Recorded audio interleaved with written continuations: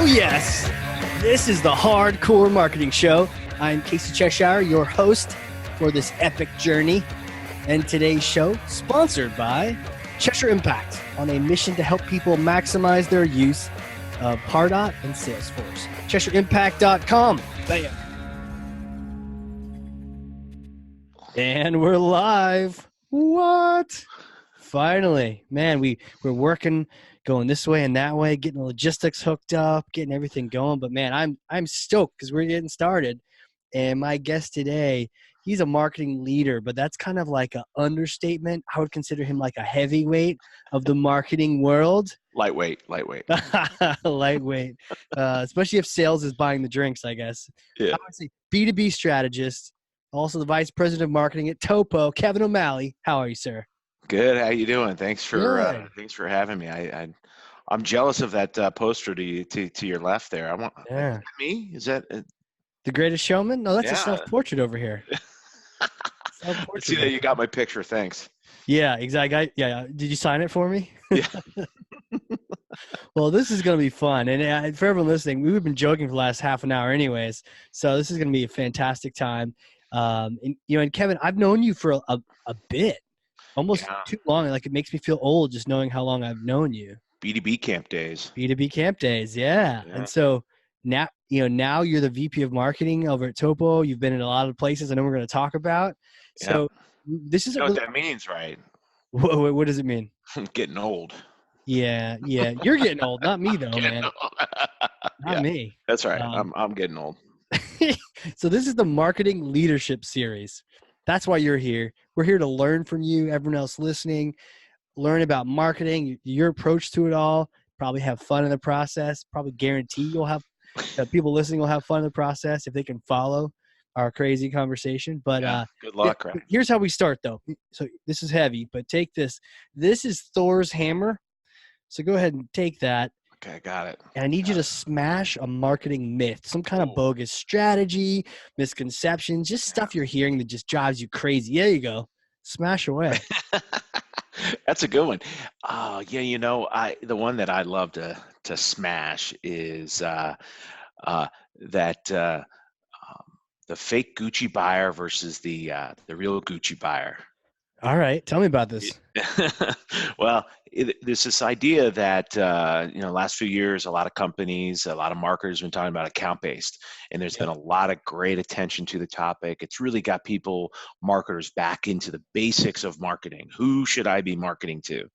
But there's a little trick to that, because what's missing from that equation has been the actual people you market to. And so now that organizations have adopted account-based, I think there's a great opportunity for marketers to come back to another basic, and that is the people. And I remember the early days of lead scoring, and the more engaged somebody was, the more likelihood they had intent to buy. And so the more content they consume, the more webinars. I don't know this for data back just yet, but I believe there's a line of diminishing return, and I call that person a fake Gucci buyer. These are the people that look like a great buyer because they're engaged with your brand, they're showing up to all your events, they're drinking all your open bar, they're attending all of your great webinars, but they'll never buy. And so the myth is that even though you may have the right account, it doesn't mean you're actually marketing to the right people. So let's work together as marketers to come back to things like persona-based marketing, and to really pull out those that are really going to be buyers and those are going to be liars. Buyers and liars, man. Right account, right people is what I got from you on that one. Yeah. And it's almost like the barn door swung too far.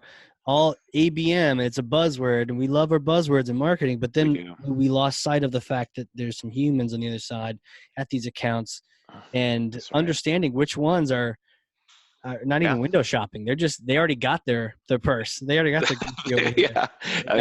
Have you ever seen anybody buy fake Gucci and then go off and buy the real Gucci? It just doesn't happen. So I think it's a very, very good way of thinking about how can you come up with the right attributes to identify that. And I'm not just talking about role, title. I'm Right. talking about historical data that you have on this person, their intention signals for them, their willingness to spend money. Got it. They're really gonna ultimately spend and solve a problem. This is important because I can imagine how much it costs people to continue to market to the fake Gucci buyer. Yeah. So to your point, the open bars they attend. Now, if they're Yeah. just downloading your content, that's one thing. But if you're doing the ABM campaigns to them, which can get really expensive, or you're inviting them to a Red Sox game, like Marketo invited me. Man, I'm a Pardot guy. I bleed Pardot, It's a right? great example. And Yeah. they brought me to a suite at the Red Sox. Am I going to say no to that? I'm not going to say no to that. I'll drink your drinks and I'll get the Yeah, Fenway Franks, that's and great. That's a great example. Yeah. never going to buy Marketo. No, I know. I mean, that's Spend but so, money on so me, of so what do course. you do, right? So Right. you look at things like what technology they use today. You capture data about when they're actually going to renew with that provider, so you know when you have a window of opportunity. Right. So it really comes around building out a true understanding of that person, and being able to know when to strike, when to also change strategy of how to market that person, help solve another problem, or altogether just let that person go away. Right. Right. But sometimes we like to hold on to our databases, like the larger they get, the more money we have, but it's not true. That's It's right. that quality versus quantity type thing. That's right. How do you zero in on, I mean, we've had some discussions internally here and other places, the whole concept of like an ICP or your ideal buyer, whether it is the account or that person. How do you, like, not boil the ocean? You kind of want to sell to everybody, but knowing Yeah. that there are these fake Gucci buyers out there, and it's important to really concentrate on your sweet spot. How do you Yeah. lead that in marketing? Yeah, that's great. There's definitely I've used predictive modeling in the past. Cool. So like you mentioned the Marketo, if you're selling a premium offering, they're probably buying other premium other premium Right. offers, right? Right. So it could be signals in their tech stack that coincide. So if they're investing in other areas, they'll might be a better fit. So predictive modeling has been interesting. So you can pull out. I remember in the early days of SalesLoft, our predictive model indicated that people that with FreshBooks were a good ideal customer. Really? Yeah, this is early days. This is Right. like when Right. you Right. Startup have days. Yeah. startup days of what made a good startup. Well, Right. if you have FreshBooks, you most likely have revenue. Yep. You're True. starting to manage. You're starting to think about how to organize your business, and you're starting to think about scaling, and Right. it's little things like that that really getting on understanding of who they are and what technology they're using, or And how did you discover that? Was it like a third party data source or? yeah, we use the Everstring predictive model set, and Got it. it certainly evolved over time because your business is never standing still, and the model is built on the wins that you've had, and so you do need to continuously reevaluate the model, but it does give you some really cool indicators that give you some pause to think about your business and who make up your customer base. Um, but yeah, so it's definitely information like that could come in handy. Okay. And if that's how you find the good ones, any tips on sniffing out the fake Gucci buyers? Yeah. What do they smell like? Yeah, yeah, they. I think there's a high lead score ratio. I really do. I think there are a lot of prospects in your database that if you track engagement, there is there's a point of if they're almost engaged too much without action, Too they're much. just Yeah. interested. They love the topic.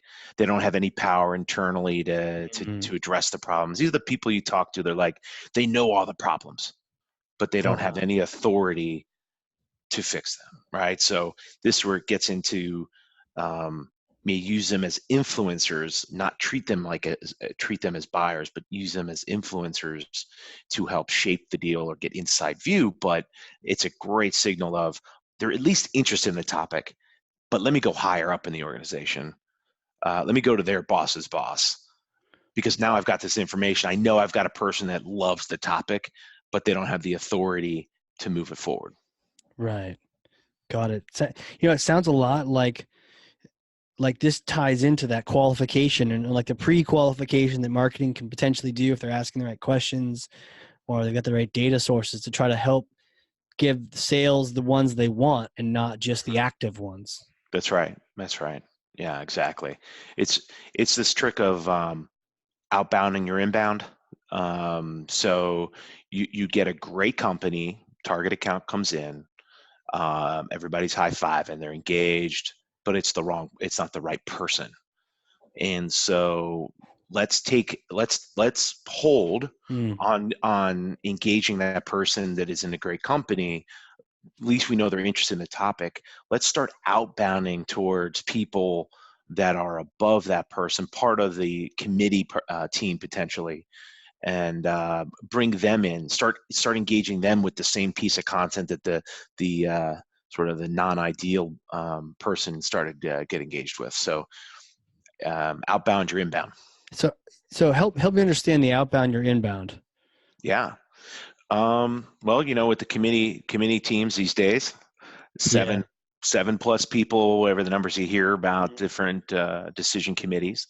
I have found where you can, and I've been fooled by this a few times, where I start marketing to, say, a business analyst about business challenges, and their job is to know everything that's going on out there. Of course, they start downloading content. In fact, they'll take the meeting because they need to know about your technology. Yeah, you're helping them do their job. They're not going to buy it.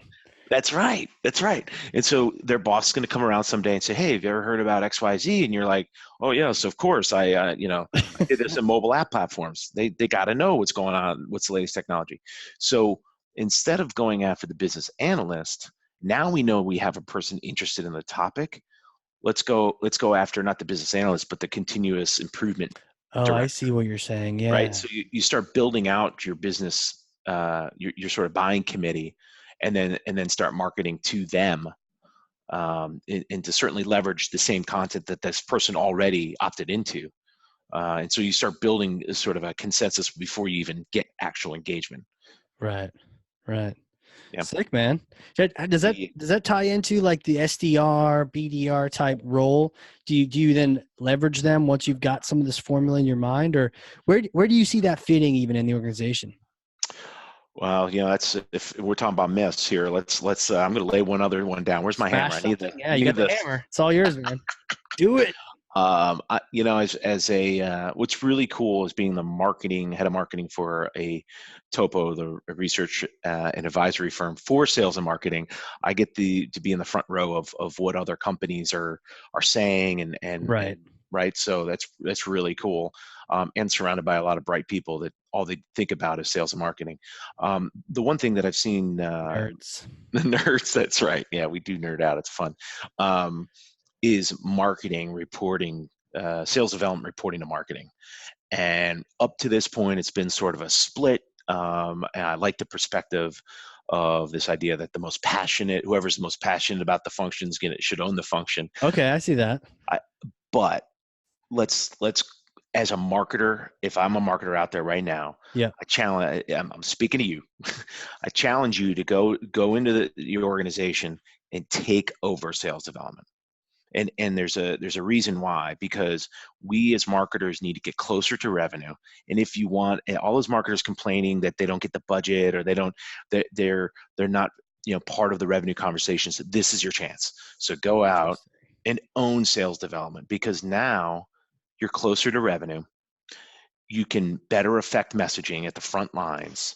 You can learn faster of what's working, what's not, and then bring that back into your messaging. So I'm a huge fan of having marketing report into sales development. So you learn faster. You can better influence that messaging. Absolutely. It puts you one step closer to sales, and then also, to your point, one step closer to the revenue side of things.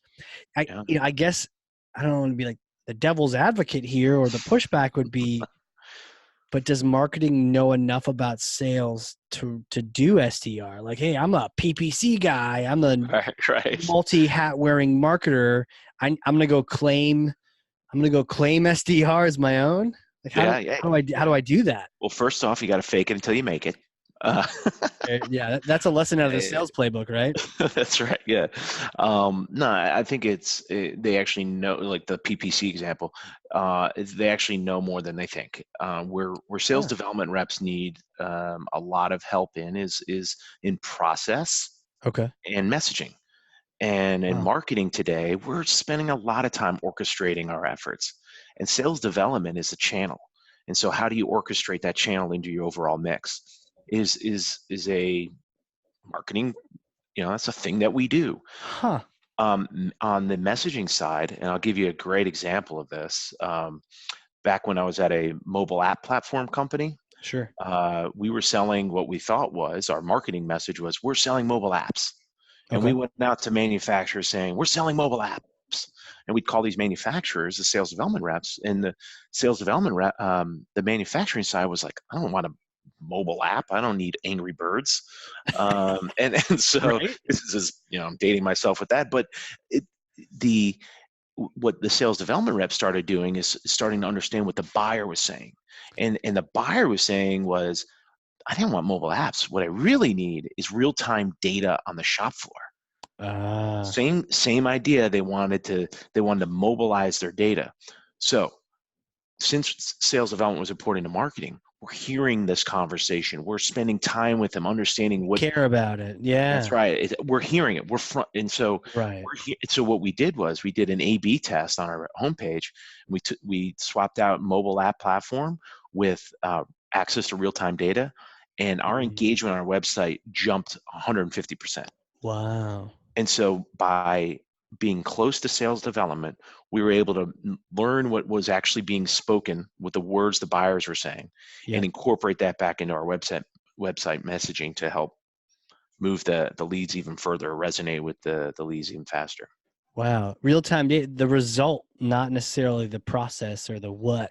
Hey, I'm making an app for, I don't really give a shit about an app, but when you start talking about, hey, here's what you'd like to have access on data and see what the hell's going on. Yeah. That's I'd right. We're love to like, have that. oh, yeah, I guess it is Yeah. not mobile. It's not just mobile apps. We're talking about You're putting right. data on large screen TVs. It's not about putting it on the device had nothing to do with it. It was more about them wanting access to real time data. Right. Right. Like Um, three sentences different, and then suddenly everyone's engaging. exactly. It So was like, hey, wild. yeah. But I think that's one of the benefits of having a marketing report, sales development being part of the marketing function is that opportunity to get your messaging locked in Right. further in the marketplace based on what your buyers are actually saying. You know, I was, initially even skeptical because it's like you're going to wrangle these salespeople. But when you describe it as them needing process and messaging, you're right. Marketing, we're like, hey, funnel, funnel, funnel, and then all about messaging. Yeah, And that makes sense if we can then give them those things. And then what really helped cement it for me is the idea of SDR as a channel. Like, yeah, just as if it was another PPC ad group, or if it was social or an event, you've got this crew that's channeling out this message, and you want to be able to adapt it and change it on the fly. that's right. In fact, in our most recent sales development benchmark study, I want to say it's 80% plus of marketing leaders cited outbound or SDR alignment was critical to their account-based success. Mm. So it's even because companies are moving to embracing account-based, it's only magnifying the importance of that alignment. You know what's funny? Like that number seems like that's what it should be, and I'm skeptical that many marketers understand the power and the benefit of SDR. I'm glad to hear those survey takers were, but it's almost like that. Yeah, doesn't SDR they get kind? It's almost like an entry level thing, and then you Mhm. want to eventually grow up one day and be in sales. Not everybody. James Yeah, Buckley, he's like SDR for life, but a lot of new sales reps, they start in BDR, they start in that role, and then yeah. they graduate into being an account exec. So, but does that take their career path off the rails? That's That's absolutely a great point. I mean, that's one of the challenges is ensuring a strong career path for them. Right. I will say though, if there was a confession booth and if SDRs didn't have the pressure, the fact of the reporting to sales, is if you were reporting to sales and someone said, "What do you want to do next?" and you say, "Oh, I want to be in customer service." That wouldn't be a good idea, right? So I think a lot of sales development reps say they No, it want to wouldn't. be in sales because that's the logical thing to say when Sure. you're the person that's asking you is the sales leader, right? I think a lot of these young So true. SDRs get in sales development because they think they want sales. Right. What I've seen is great sales development reps have come and they get in. They're like, this is great. Like to your point, there's some Mhm. people that stay, um, embrace the role longer.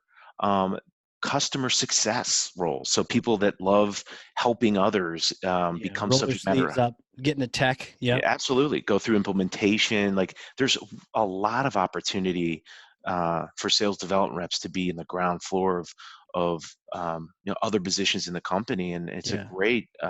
it's a great place to start to get if you want to get into a company. Start there and just embrace that part, and then let the other part take over. I've seen some sales development reps move into marketing too because they really Yep. understand the buyer, the customers, the competition, the objection handling, right? So there's a lot of great knowledge that they have. So there's a lot of marketing opportunities for that. Yeah, I chatted with a few that they got into ABM. They realized, oh, this marketing stuff's actually kind of cool. But then they had that knowledge of what it was like to be in sales, and they leverage that in the marketing world. So, you know Yeah, what? To your point, I almost when you say it like that, I could see then a marketing led SDR could potentially have more career options than sales SDR because especially if that marketing leader like yourself is like, hey, where's your sweet spot? Where do you want to go? that's right. As opposed to you want to be senior rep next, right? You want to get to enterprise one day, That's right. Yeah, exactly. king It, territory, top tier ABM. on the safe zone, right? It's like just I always say when SDRs are anxious to move on, it's like I'm anxious for you to move your career forward as much as I'm anxious to move my career forward. But you got to do this role now, and Right. and focus on that. The other things will take care of itself. I'll give you opportunities to expose yourself to other areas of marketing or sales, or the business, but it first starts with you performing in this role. And so that's certainly something you don't want to lose sight of. But Right. And honestly, it's a great opportunity to actually have multiple conversations with people where you're not in that structure, must push them through sales process. Like you actually can have the discovery type conversations and really suss out what are the pain points and you can almost have more of an understanding if you're not in that sort of regimented convert or die type mode. that's right, yeah. And if you think about today's marketer, Yeah. it's not just about having technical skills. You need some of those, right? You Right. definitely need those to really advance. But it's more soft skills more than anything. And Sure. sales development reps can really have an opportunity to be strong in those capabilities and leverage that for their next role. You can always go get Google Analytics training. You can always get a Right. certificate in marketing that validates that you understand enough. But what you can't do is just all of a sudden become a expert or an SME on your product, on your Right. customer, on your competitors. So that Talking to people, even being talking comfortable on a phone and managing a meeting where you need to get an objective done by the end of it. Yeah. absolutely. I mean, you and I have seen enough marketers. You think about the ones that have really um, shined over the years has been people that have really strong communication skills. They're great Right. working with others. It's not because they have a strong SEO skill. It's Yeah. because they're great teammates and great sales development reps have that thread, and I think that's a great opportunity for them. Yeah, and and some of the best add-ons is when you've got sales experience for sure. And I think even the BDR SDR that dev role. One time I was at an on-site helping this group figure out who they should nurture, what kind of segments, what kind of like not personas, but more of like who are the different buyers and who do we want to like separate out and Pardot and nurture this way, nurture that way, Mhm. who are your critical ones. And I started out the conversation asking. It was kind of it's like grading, not just scoring, but like what makes a good contact, a good lead, and who you're looking for. Because I'm trying to figure out what kind of criteria would be helpful to Yeah. sort this thing out. And no one actually really knew. And I could tell Mhm. this, even sales was there. And I could tell when I said, okay, what's critical to you? And they're like, endpoints, number of computers you have. And Right. Yeah. I was like, okay, cool. Like, so what's a great number? Like 5,000, fantastic. Okay, what's a bad number? Is 100 bad? They're like, no, I'd call a company with 100. Like 20, is 20 bad? Like, I'd call a company with 20. All right, I'm like, okay, Yeah. you're gonna call everybody. Great. What about one? They're like, well, I might still call one just to see what's going on. I'm like, okay, haha, joke's on you. Zero, Yeah. right? And That's right.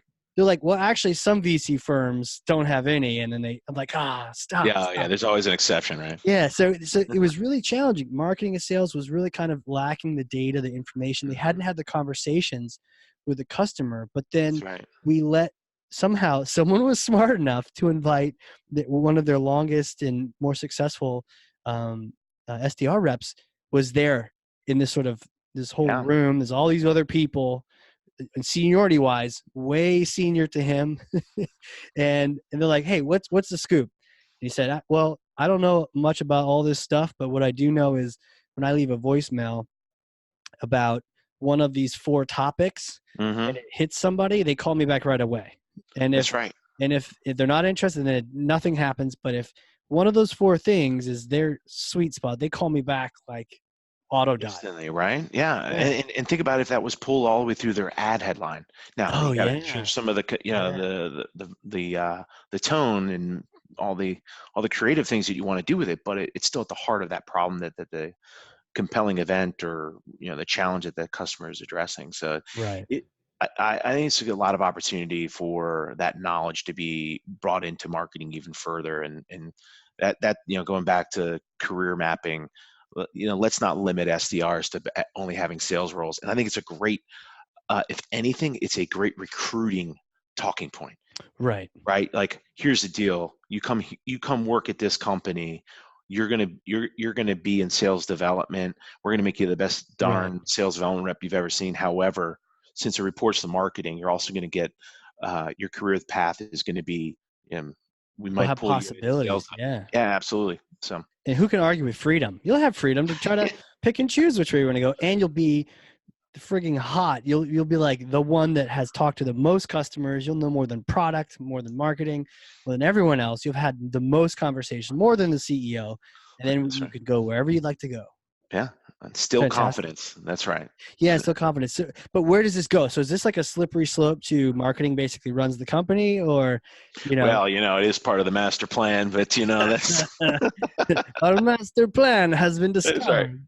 I haven't quite figured that out. I'm an A B C yourself out kind of marketer, so Yeah, 1 plus 1 is yeah, not sure. It depends. that's right. Depends. Yeah, like, well, customer experience too. I mean, that's kind of the thing. Do you see that tying in there? And does Yeah, marketing own that, or do we share that? yeah, that's that. I've had a greater appreciation for that topic over the last couple of years. Most of us in this early startup days, customer experience is like a promised land because that Mm. implies you have customers, Aha. and so it tends to be a topic that you, as a marketer, you always are like, yeah, we should spend more time on there, but oh boy, we need top of the line We funnel, need leads. we need leads, we need, and Yeah, so a lot of the gravity pull is towards the top of the funnel, sure. um, but there's, as SaaS organizations continue to mature, you're seeing this topic of customer experience become a bigger and bigger one because now we all have more customers to deal with, right? And how to best set that up. I think historically, or maybe up to this point, customer experience is always thought about, oh, that's customer success does, and Hmm. support will figure that out, and implementation will figure that out.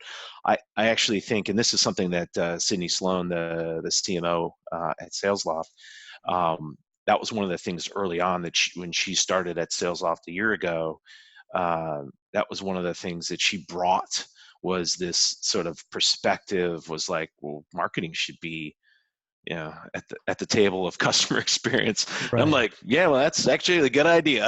It makes Makes a lot of sense. sense, right? Yeah. And so, yeah, I think there's definitely going to be a continued conversation point around marketing should um, be at the helm of customer experience up to a degree, right?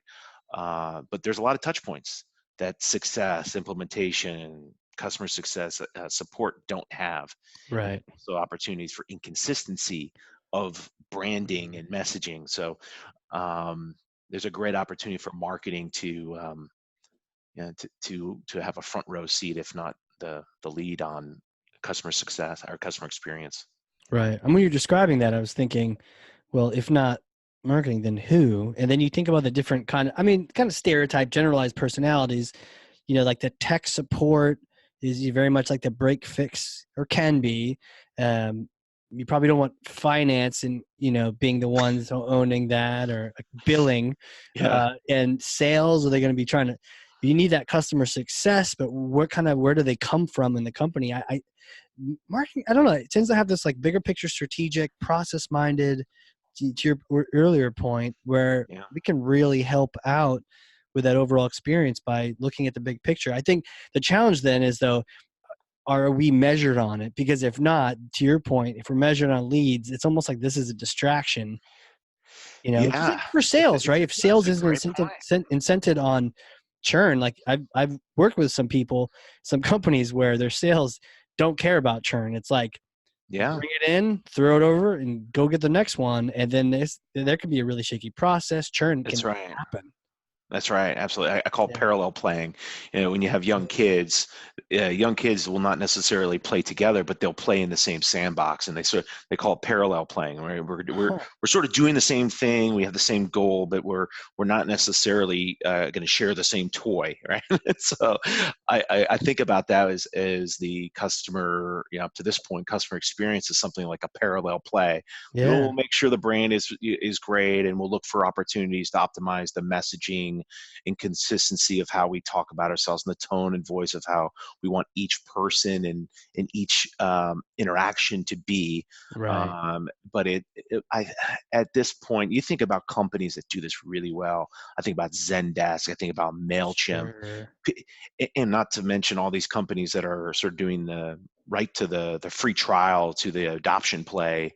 They really have customer experience nailed down, because that's essentially their That's their product. business. Yeah. Yeah, product adoption is their ROI. So they've got to ensure that is just rock solid, or their business will fail. So yeah, there's a lot of companies doing it well today, but I think there's an opportunity for marketers uh, to have a bigger play in that. Right. Right.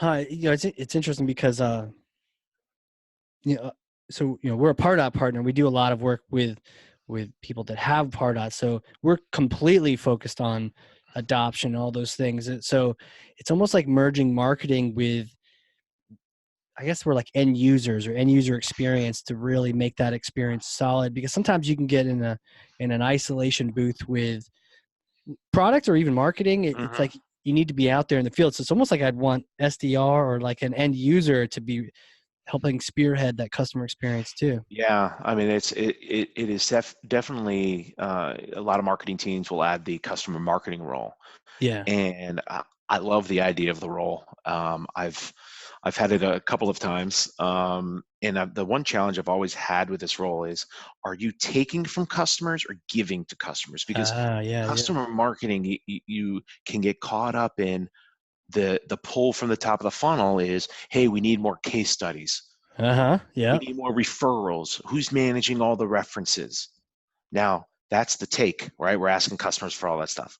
But who's giving to the customer? Who's going back to the customer with adoption stories and the ways that customers are maximizing the adoption of a particular offering? And, Right. and so it's figuring out that story and how you balance those two things, the sort of giving and taking. That's always one challenge I've had with it, and certainly you think about, I will say a parallel role would be, you think about product managers Yeah. in development environments. They tend to have this sort of cross-functional alignment with development. Yep. I think it's the same sort of play. You can have customer marketing managers that are responsible for the experience, but not necessarily have to report to these functions, they can Right. have that sort of, bigger, more strategic view of what the business wants and help these individual groups execute. And I think I believe it's something like that. It's modeling it around a product manager to help facilitate that experience. Yeah. You know what? And I'm kind of salty and skeptical on the idea of product marketing. I much prefer the term customer marketing, Yeah. because Well, why are you salty about product marketing? Talk to man, me when it's about that. all about the product, and Okay, I you like that. don't know that you should do this before that, or you think this feature is like the best thing ever, and you just want people to know about this feature. It just Yeah, so disjointed from that customer experience. Where, to your point, there's so much more value giving back to them. Of this is a case study, but instead of just using it for marketing, let's use it to help everyone else learn what they could be doing. There's so many better, more valuable ways we can help customers out than yeah. it's like that old email of the new marketer saying, "Come and check out my new website." It's like, why? Like, what? You're gonna love the visuals. You're gonna we got our new color palette pleases the eye like candy. Like, check out this site. Check it out and do what? Like, I'm gonna come to your website, click around, give you thumbs up. Yeah. Should I Check out rate your it on Yelp? great. Yeah, exactly. Should I meditate on it? Is there a Calm app for it so I can Yeah. on it? It's crazy. Yeah, there's definitely that going on. But you also on the flip side, you've got these sites like G2 Crowd. Yeah. There's definitely a lot of pulls on the customer organization to help the business outside of just helping the customer, helping the next customer, helping It's true. It's a balance, right? Yeah. the helping the customer next to them that's sort of challenged with the same business challenge of adopting the product. So Yeah. it's figuring out how to best tap that, and yeah, maybe I'm just a bias, but I do think marketing is more equipped to help solve those problems for the business better than any other function today. Well, no argument for me on that one. Yeah, I Sean's think the CFO. I I think think me and I could marketers are create. fantastic. Yeah. Come to the right place. I think everyone listening does too, because That's right. otherwise they've been listening for quite a while in a marketing show that if you don't like me already, then I don't That's know. right. Next half hour is not going to help you much. It No. might. It might. Yeah, Hold out. There's hope. there is hope.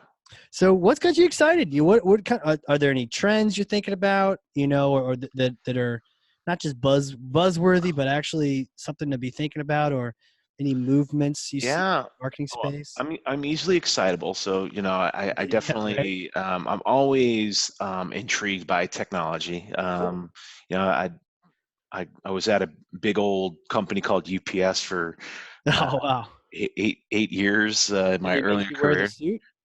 I did. I got to Proud deliver to see. one year. In fact, it was during the e-commerce bust in 2000, and they shut our what did they do? They closed our operation down after 6 months of being there. What? Yeah, they were like, this whole e-commerce, e-logistics, Amazon's no longer a threat. We're no longer going to worry about this business model. And they shut the business unit that I was hired for.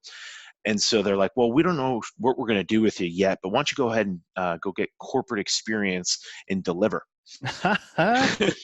in the middle of winter and at Christmas time. And man, I have a appreciation for that work that that Hell team yeah! does. That's some It legit is work. hard work. So But they're paying you like a corporate salary to deliver, or they're like, yeah, wow, yeah, I oh mean, yeah, it's better than laying you off at Christmas. that's right. Oh, dude, I was driving around in a because there's so much packages to be delivered. I had a Yeah. U-Haul, and they would drop me off in the morning of this country club community, and I got to deliver packages. So it was fun. It was fun. I bet they're thinking, well, we could lay these people off, but if we make them all deliverers, then they'll probably all quit by January 5th. Probably. Well, guess what? I didn't. I would, if anything, I would. I was 8 years later. I left. I finally Yeah, got the yeah. message. But Joke's on you. I've been paid lots of money to deliver these packages. yeah, exactly. Yeah, it was right after Wow. they went public, so I missed out on the IPO. But as part of that, I joined the startup community, and Okay. so I've always been intrigued by innovation and Yeah. technology. So that was part of my appeal to going from sort of product marketing, product management, and then getting into the broader marketing was how technology was being used. In fact, it was Pardot who Yeah. started here in Atlanta. Yeah. When I saw this Pardot thing, I was like, wait a minute, that's marketing. That is awesome technology. Yeah. They're the skill set now immediately changes of the type of skills you need in marketing. I love that. I want to be in that. And so I certainly, trend wise, I always keep an eye on new technology. Things like the intent data is certainly a conversational point that's been going on for a while, but I think it's really starting to operationalize in terms of what you actually can do with it and turn it Mhm. into something. Yeah. So that's certainly one area. I mean, intent is something it's like every marketer needs to understand that word, know it. It's that underlying word between when things work and when things don't work. It's largely intent that's involved. Yeah, Google searches all about intent. yeah, Random ads on a website are not about intent, and understanding why one performs way better than the other. yeah, All the things that come from that. So yeah, absolutely. I could see that developing a lot Hmm. in the days to come. Yeah, definitely. So intent data is something that I'm getting behind, and obviously, chat has been an ongoing thing for 5+ years, that continues to get a lot of conversation of I th- how to incorporate the technology. It's not so much the technology itself. I think the trick is to figure out how to operationalize, Hmm. how to actually take this independent technology and incorporate it in your marketing stack so that it can work alongside of all the other things you're doing. Right. And so that constant sort of figuring out how to do that is something that I really enjoy, and I always look for others that are doing it really well. Yeah, yeah, I see it, like that macro trend of conversational marketing, but I think it was a buzzword created around chat, but I think it's the bigger picture of even podcasts or conversational marketing. There's a lot of things going on that's all about the conversation with the customer, like we were talking about, like the SDR role, actually having a conversation, Hmm. understanding their persona better because you had a conversation. Yeah. And yeah, you're right. Chat is one of those things. I don't know if you've bumped into Qualified. I'm kind of like, I'm excited about these guys. I've only talked to them about Tell me a couple more. times. What's that? Tell me more. Yeah, so they've one of the things is like there's a lot of bots out there now, right? Like Right. bots, and no one actually wants to really buy anything from a bot, but they're kind of cool. I guess we kind of nerd out on them. Yeah. But the qualified guys have their own sort of chat setup. But what they're saying is, look, um, robots can't sell and humans can't scale. So Hmm. somewhere in between those two is where we need to be, like the intersection of those two. So scaling, but then when someone needs to be selling or listening or talking, human, Right. right? And so Right. their whole thing is, instead of just opening up chat to sales and being like, here's more to dos, and what intends to happen with a lot of chat these days now is even with the buzz, churn is a problem because you open it up. Sales is like, there's a lot of noise. My thing keeps Hmm. pinging me, and people Right. aren't even chatting, or they are, but they're like not even the right people. They're the Yeah. fake Gucci buyers. I See don't want that to free chat with Gucci. them, That's right? right. I Yeah. don't want to chat with them Yeah. until they turn it off. They stop using it. But with this Mhm. qualified thing, I'm excited about it because they're like, actually the whole goal is to get that qualified conversation qualified, and Yeah. and so the whole and they tie into Pardot API and Salesforce API. So if you're cookie, they can actually read that and they know, okay, this is that VP of marketing I've been trying to track down. And so it's like, hey, sales guy, that person you've been wanting to talk to, they're like here now, like, and they connect the Right. two It's finally up. come back. Yeah. Yeah, yeah. As opposed, and then if they don't know who you are, the bots there to be like, "Hey, what's up? Who are kind of like who are you? Where do you fit?" Little decision path kind of thing to figure out, so that the moment we know that you're qualified, it's like human, you know. Yeah. And Yeah. I I like like that. that intersection way better than just let's figure out a better decision tree, and then the bot doesn't know what's going on, so no one wants Yeah, to I talk like to you that. anyways, you know. Yeah. I mean, it makes a lot of sense. I mean, it's figuring out how to turn down the noise, and Yeah. Yeah. and ramp up the good stuff. And that's the beauty of it, right? That's where the art of it comes in.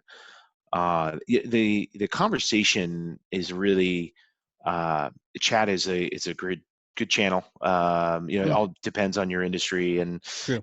and how your buyers ultimately, you want to match your channels up to the preferred channels that your buyer wants to Right. communicate on. Not So everybody's a chatty Cathy, for sure. that's right. Yeah, Yeah. exactly. But I will say there is this untapped knowledge base that is now becoming more available for marketers, and that's the actual conversation, the phone conversation, Yeah. right? So Chorus, Gong, SalesLoft's got something. Um, Around meeting intelligence, and there is really something cool that Gong has been, and Chorus have been all building on. But they're currently the use case, how people are using is on the sales side.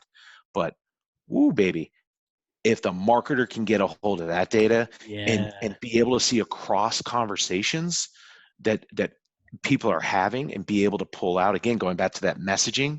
But what about this? What about the conversation that the SDR has with somebody, identifies the trigger pain point, and then the next time that buyer comes back to the website, having the website certainly personalized back to that problem. Yeah.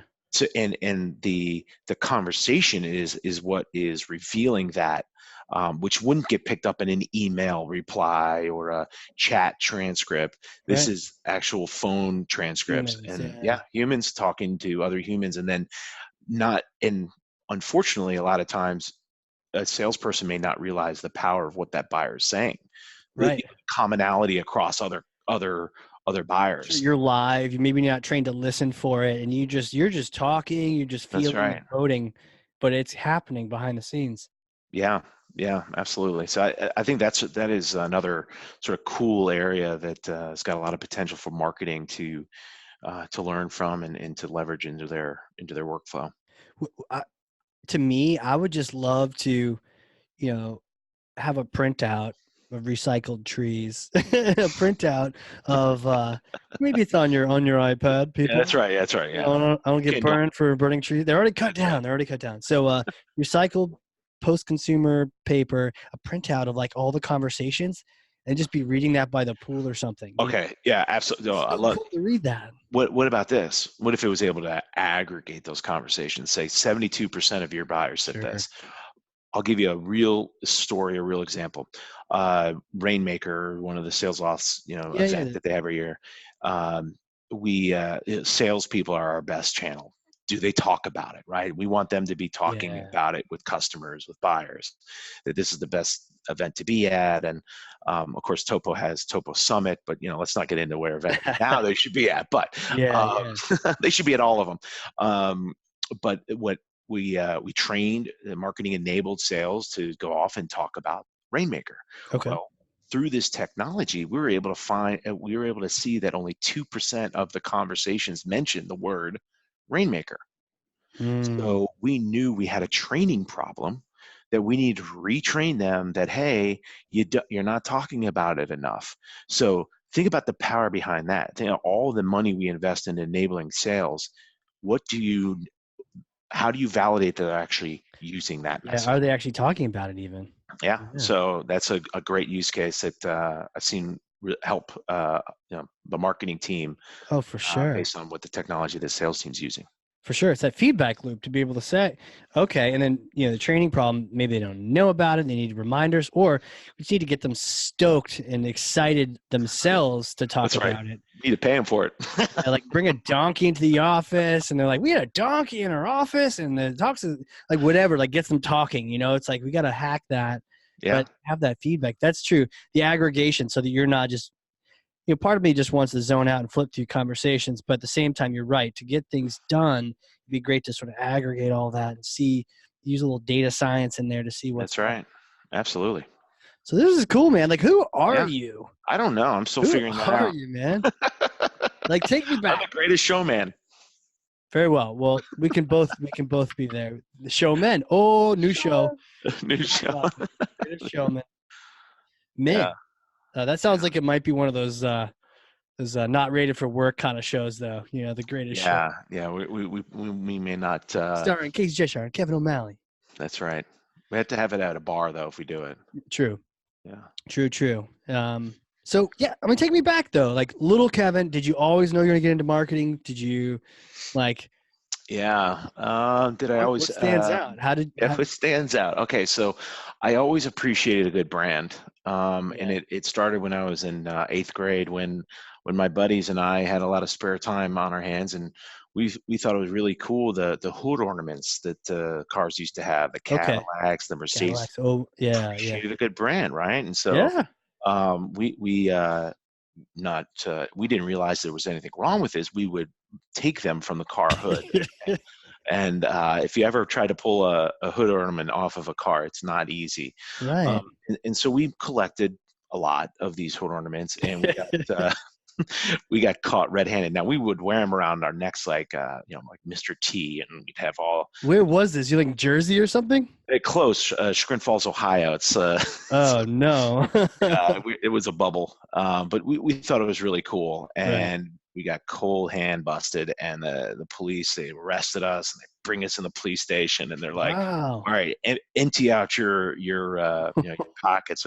When we start taking off these like necklaces, one after another, this table is just getting higher and higher of great brands, and and so I think that was pretty much when I realized marketing is pretty powerful, but I knew there was probably a better route for me to follow my passion into marketing, and that was probably my first lesson of like a wake-up call, right? Wake-up call, yeah. There was more to life than this.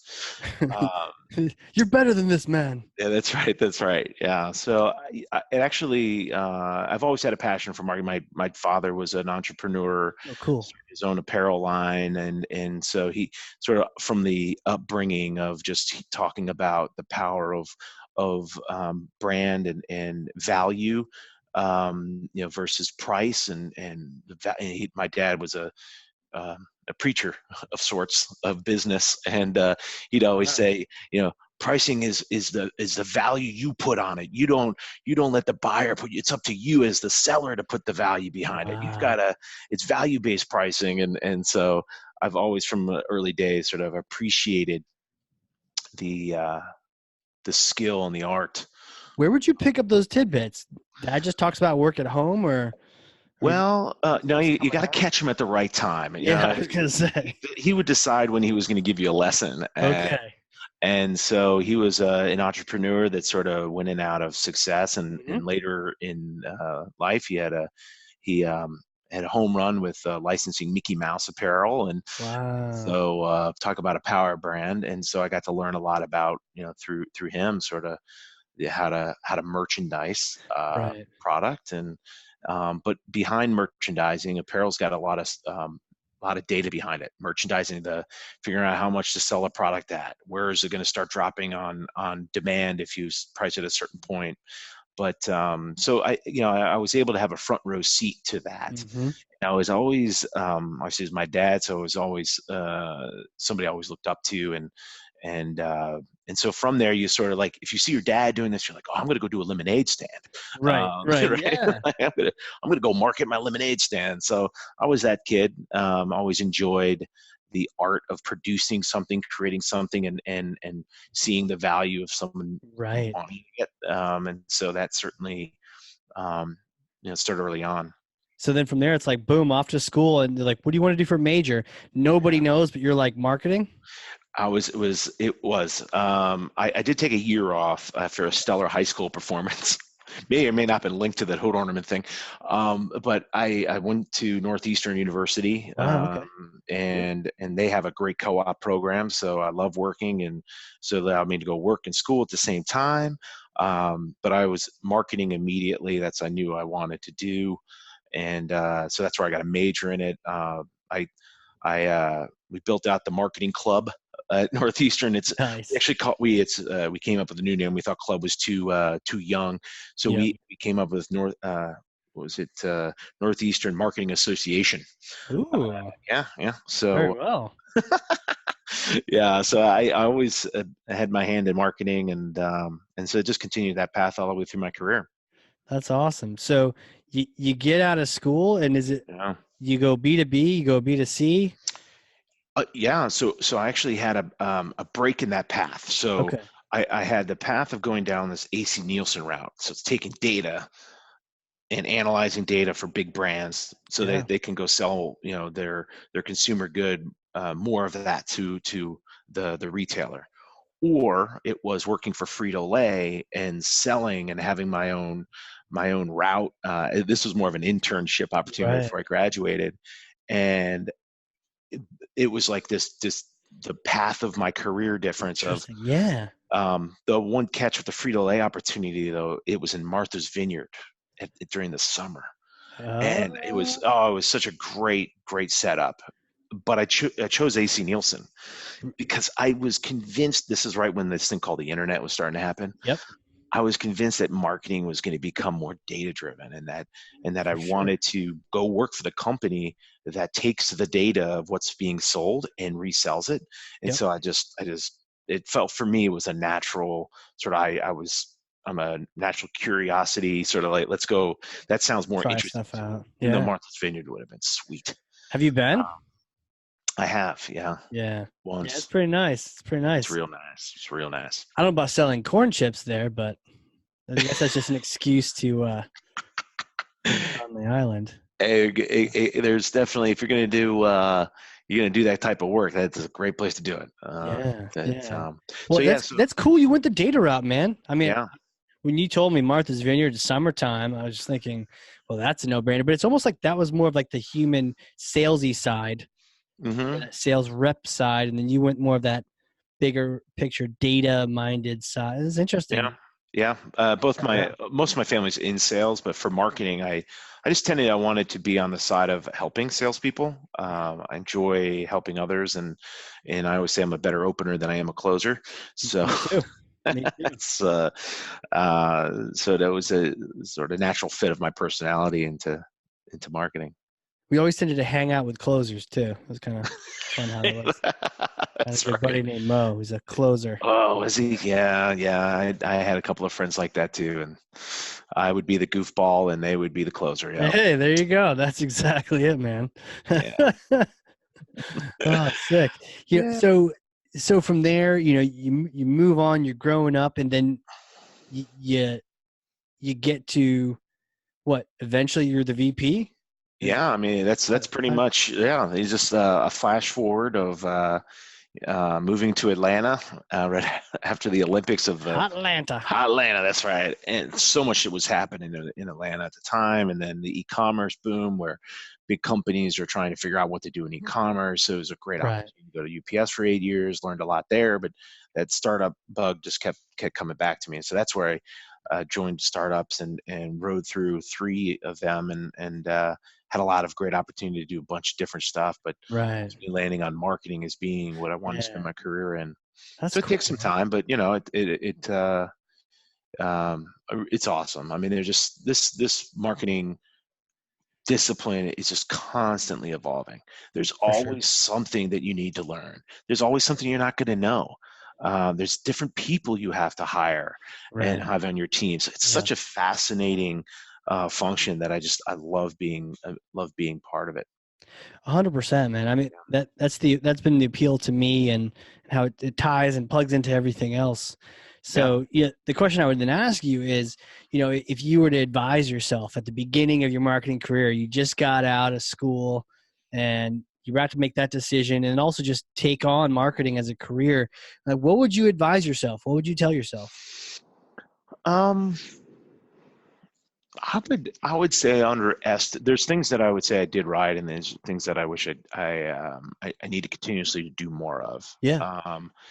I would say the things I did right was invest in the hard skills, right? Understanding data, analytical skills, understanding the investment of going beyond the position. What I mean by that is, um, uh, think about what your boss's boss is dealing with, and start Yeah. thinking about how your role can can help that position. And so don't think of yourself as sales development rep or a marketing campaign analyst, think about yourself as the owner or the CEO and Mhm. saying, if I own this place, what would I do? Right. What is, and then ultimately it feeds down to your role, but you got to continuously think about the business acumen side, right? How does this business operate? Why am I doing this work? What is the company's strategy? And so always bring Yeah. yourself up to a bigger perspective. And I think that was, now for me, it was just always natural curiosity that led me to want to learn about that. So if that's not does not come naturally to you, I would say my advice to myself would be go make it natural, go invest in it, Right. ask those type of, learn about what questions you should be asking. Now there are other things that I didn't do enough in that I continuously are wanting to spend more time in, and that's like things like writing, Mm. the basics, right? Is being able to express yourself, your ideas verbally, Yep. um, presentation skills, writing skills, being able to, I mean, look at all the ways that you produce your content. You got a Right. podcast, you've got video, you've Yeah. got written material. I mean, I didn't spend enough time in my earlier career understanding and appreciating and building that skill. That I mean, that goes back into high school, right? Sure. I wish I actually invested more in the writing aspect of school versus the things I enjoyed doing. Right. Like Um, the car medallions and yeah, getting arrested and yeah, yeah, all those things. That makes sense, man. That makes sense of yeah. curiosity, but also the writing skills. Man, I'm you should do your own podcast, honestly. Oh Have you no, thought of it? Have you thought about doing that? no, no. You and Topo, you just, I actually blowing it up. I did start a YouTube channel with my son. Oh, cool. Yeah, it's I forget the name of it. We've only done 3 episodes, but it's me and the kids doing some crazy stuff around the house, or doing the stuff that dads do with their kids, of just tearing it up, playing water gun fights and all that stuff. They love YouTube, so I figure I'll be part of it by giving them a YouTube channel. Oh, that's cool, man. And then you guys can do that together. Yeah, What, you got two boys, right? that's right. That's Okay. right. Yeah, two twin boys, which keeps me very busy. But yeah, it's fun. So And that's where my podcast is spend time with yeah, them. that's your YouTube channel, man. That's your My family YouTube. channel right there. That's right. Those are those kind of videos that I mean, you probably experience this now. I think they're what, 9? Yeah, then mine is 8 and 6, right? So I've seen some of the older photos and videos of when they were little nuggets, and I'm like, oh man, they're so cute. But those little moments are priceless. So I could They see are. a YouTube channel is just one way of capturing more of those memories together. Absolutely. Some fun at the same time. Yeah. Well, I see them. They will. They don't even watch TV. They'll put on YouTube before they put on TV, and Totally. they have full control over what they're watching. Totally. And they, with the things that they watch, you can't find on TV. It is them watching some channel over these other kids, or these, what do they call them, awesome dudes, and they do just like silly things, Okay. Yeah. right? It's just like it's low production, but it's high quality entertainment for them, For them. Yeah. right? Because they can relate to it, and so I think there's definitely some, I'm always intrigued by that stuff, like what's going to Yeah. shape tomorrow's market, Right. right? Well, let me tell you, this new generation, what do they call the net generation, the Mm. kids that have been born after 9/11, uh, Yep. have already gone through a recession, have gone through and been part of some of the hardest times and certainly you and I era. Right. They're sort of a little hardened, Yeah. but they're full digital too. So Yeah. they're like, TV. What if what's this menu I've got to choose from? Like Advertisement. advertisement. Oh, how many times does your kids go, Dad, can we fast forward this? Yeah, seriously, man. I pay for the YouTube Premium just so I don't. I've never had to, for like Yeah, probably 2 years now. I've never had to worry about a YouTube ad. But yeah, I will say, to that thing, I found it to be the case too. YouTube, that full control, and the recommendations are usually pretty good, even better than Netflix. Where yeah. nowadays, I mean, one of the trends too is like Twitch and watching Mhm. other people do something. So watching other people play a video game, and Absolutely. sometimes it can actually be really interesting if you have a commentator who's like, oh, look, he's figured out this strategy. And do your kids play video games? Yeah, sure. So I play Fortnite with my kid. That's one of Oh, the cool. Yeah. Yeah. He will play Fortnite and have his laptop here watching somebody else like doing exactly what you're saying, is like giving tips while watching another person play Fortnite. Like it is totally immersive. They're like, okay, I've got my big screen here, and then in between the games, I'll watch a little clip on Ninja recommending, how to make the next move. But it's Fortnite is. I know it's a lot of parents are like, oh, kids, too much Fortnite. I promise you, there's a lot of negatives to it, but there is changing how it's forming on how these kids think about what they want in the world. Right. They want to decide their future. They want to be the one at the hands on the control to decide what they want. Right. Their channel, their video, they want to watch it. Yeah. That's right. And this technology today allows them to be totally immersive. Like Fortnite is like constantly evolving around you with 100 other people at the same time.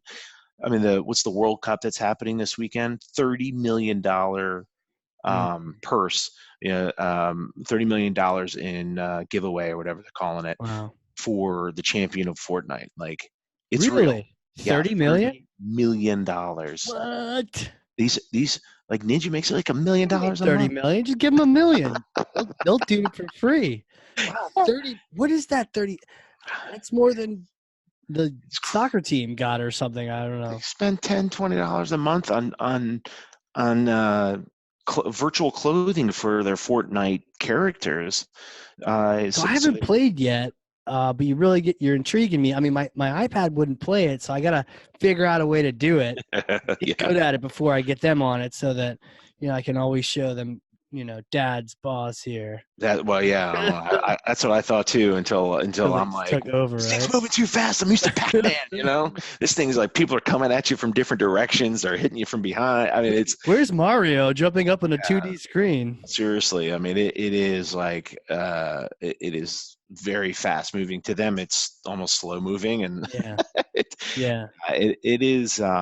just fascinates me because I think as a marketer, it's going to continue to shape or influence all those mega things that are happening, or people are going to find a way to sort of see through that and say, why is it so intriguing? Why is it becoming the dominant game over all the games out there? What is it about this game that makes it right? And so I think there's if you can crack that code, there's a lot to learn from that and to incorporate back into your marketing. I don't know. That's just my way of thinking about it, so I can play more video games, maybe. But and expense the Fortnite clothing, right? Yeah, exactly. It's Topo branded clothing on that Fortnite character. Well, Craig Rosenberg is our chief analyst. He's afraid to play me, but apparently he does play Fortnite. And we're one of these days going to be playing against each other. Yeah, you can make your own clan or something, right? Like get your own team put together. That's right. Over 40s club. Yeah, over 40 marketer Fortnite. Let's slow down here. Guys, can we increase the lag on our communication here just to help us all out here? Yeah, exactly. Yeah, that is cool. Well, hey, where can people find you, connect with you? LinkedIn's probably the best. Okay. I recently joined TOPO just a short while ago, and a quick 90 days ago, and nice. So certainly anywhere that TOPO is, I'll be there. And we've always have monthly webinars, and cool. We have our annual summit next April, so in San Francisco. So we're excited about that. So a lot of great ways to interact. Love to always connect with new people. We'll put that all in the show notes too, so people can click onto that, on through to your Twitter and whatnot. That's cool, man. Well, I don't know if you looked at the clock, but like time has morphed. Yeah, what the heck is that? Yeah, crazy. Man. I know. Now I got to get back to work. Yeah, right. We should keep talking a little bit longer. Just a couple more minutes. Just keep it going. No. Yeah. Well, I appreciate you having me, and I love obviously I love this topic, and and just I love meet new people, and Totally. people are wanting to learn together, grow together, and it's certainly appreciate you doing this podcast to share the knowledge of others and build the community even stronger. So Yeah, thank you. man. Well, no, thank you back at you, because I literally learned from you, and I've got 2 pages of notes over here. Wow. So whatever we were saying was some good stuff. I And hope so. yeah, All awesome. right. Well, thanks again. And Yeah. and everyone out there listening, if you learned something, and I know you did, because I got all the notes over here too, share this with someone so you become the thought leader. You get this information out to your circles, and show some leadership that way, and learn this stuff. Wow, crazy. So share and share alike. Sharing is caring. And for everyone else out there, this has been the Hardcore Marketing Show. We will see you all next time.